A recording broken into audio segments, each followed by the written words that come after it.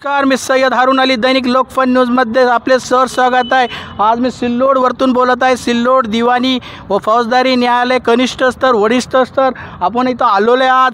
काल झालेल्या आपल्या देशामध्ये एक अपमानदायक घटना जे आपल्या भारताचे सुप्रीम कोर्ट येथे आपले सन्माननीय न्यायाधीश या देशाचे न्यायाधीश सन्माननीय भूषण गवई साहेब यांच्या दिशेने काल कोर्टाचं काम चालू असताना राकेश किशोर यांनी एक बूट फेकून एक घोर हल्ला केला। यामध्ये सगळे निषेध करून सिल्लोडच्या कोर्ट संघाच्या वतीनं एक निवेदन देण्यात आलं की भाई आज कामकाज बंद राहील। त्यामुळे आपल्यासोबत आहे वकील मित्रमंडळ, आपले ॲडव्होकेट संतोष झालटे ताटे साहेब, गोराडे साहेब, अजून सुरडकर साहेब, अजून बरेचसे काही वकील संघ जी एस आरके साहेब, पठाण साहेब आणि जाधव साहेब आणि आपल्यासोबत हे प्रतिक्रिया देतील ॲडव्होकेट संतोष झालटे साहेब। दादा नमस्कार, दैनिक लोकफन न्यूजमध्ये आपल्या सर स्वागत आहे। काल झालेली जी घटना आहे त्याबद्दल तुमचं मनोगत व्यक्त करत आहेत। नमस्कार, धन्यवाद। नमस्कार। काल जी घटना घडली एवढी दुर्दैवी घटना आजपर्यंत मी तो भारताच्या इतिहासात घडलेली नाही। बरोबर। आपल्या भारत देशाचे आदरणीय सुप्रीम कोर्टाचे आदरणीय गवई साहेब आज यांच्यावर जो भ्याड हल्ला करण्यात आलेला आहे याची करावी तेवढी म्हणजे एवढं आम्हाला पूर्ण जगाला वाईट वाटलेलं आहे। आणि अशी घटना ज्या घडतात या खरोखर अतिशय दुर्दैवी आहेत आणि असे जे लोक करतात हे विकृत मनोवृत्तीचे लोक आहेत। म्हणून मी आमच्या वकील संघाकडून त्याचा तीव्र निषेध करतो। गोराडे साहेब, आपले ॲडव्होकेट गोराडे साहेब यांची प्रतिक्रिया व्यक्त करतील। साहेब, काल झालेल्या हल्ल्याबद्दल निषेध आहे आणि तुमचं आज कामकाज कोर्टाचं बंद आहे, कनिष्ठ स्तर बंद आहे, वरिष्ठ स्तर बंद आहे, याबद्दल तुमची प्रतिक्रिया द्या साहेब। नमस्कार, वेलकम। धन्यवाद। काल झालेल्या सर्वोच्च न्यायालयाचे सरन्यायाधीश आदरणीय भूषण गवई साहेब यांच्यावरती ज्या मानसिक विकृतीतून भ्याड हल्ला करण्याचा प्रयत्न झाला त्या हल्ल्याचा निषेध म्हणून आमच्या वकील संघाचे अध्यक्ष अशोकदादा तायडे साहेब व सचिव हमीद खान साहेब यांच्या अध्यक्ष व उपस्थितीमध्ये आम्ही ठराव पारित करून आज सिल्लोड न्यायालयाचे कनिष्ठ स्तर व वरिष्ठ स्तर अशा दोन्ही कामकाज आम्ही या ठिकाणी बंद करून या घडलेल्या घटनेचा जाहीर निषेध या ठिकाणी आम्ही व्यक्त करत आहे। झालेला हल्ला हा फक्त बूट फेकण्याचा नव्हता, तर त्याच्या पाठीमागं खूप मोठी शक्ती आपल्या भारत देशामध्ये सक्रियपणे काम करण्याचा कुटील डाव या माध्यमातून आपल्या सर्वांच्या समोर आलेला आहे।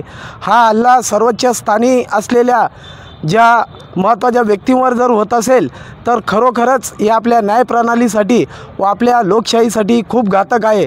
आणि अशा कुटील डाव रचणाऱ्या शक्तीला वेळीच आपण सर्वांनी भारतीयांनी कुठल्याच जाती धर्माचा विचार न करता सर्व भारतीयांनी एकजूट होऊन तो ठेचण्याचा प्रयत्न हा सर्वांनी करावा असं आव्हानसुद्धा आमच्या सिल्लोड वकील संघातर्फे करण्यात येते। व माननीय भूषण गवई साहेब यांनी खुल्या दिलाने विकृत मानसिकता असलेल्या त्या संबंधित व्यक्तीवर कुठल्याही प्रकारचा गुन्हा दाखल न करता त्याला माफ केलं आहे। परंतु ही जबाबदारी भारत सरकारची आहे, मोदी सरकारची आहे की अशा प्रकारे जर सर्वोच्च स्थानी असलेल्या व्यक्तीवर जर हल्ला होत असेल तर मोदी सरकारने व सरकारने स्वतःहून सुमोटो किंवा स्वतःहून संबंधित गुन्हा दाखल करायला पाहिजेत। आणि या शक्तीच्या पाठीमागं कोण कोण हात आहे याचा सखोलपणे तपास करून आपल्या देशाला खिळखिळे होण्यापासून वाचवलं पाहिजेत, एवढं आव्हान आम्ही सरकारला करतो। बरं साहेब, ते काल एक शब्द बोलले, सनातन का अपमान सहे नाही जाएगा, याबद्दल तुमची काय प्रतिक्रिया? ही आम्ही तेच म्हणतो की ही नेमकी विकृती भारतामध्ये जी चालू आहे, नेमकं कोणत्याही प्रकारचा भारत देशाला जातीवाद हा चांगल्या प्रकारे नाही आहे। त्यामुळे अशा ज्या बी गोष्टी घडत असतील त्याची सखोल चौकशी व्हायला पाहिजे।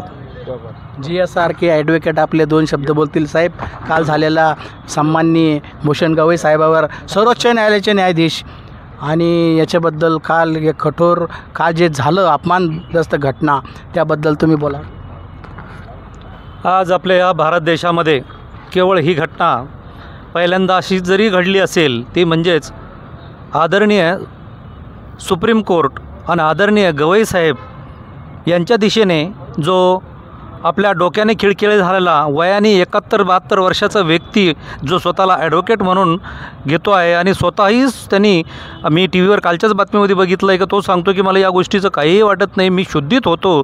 असा ह्या मनोवृत्ती म्हणजे याची हा एक प्रकारचं पागलपण आहे, याची विकृत बुद्धी आहे.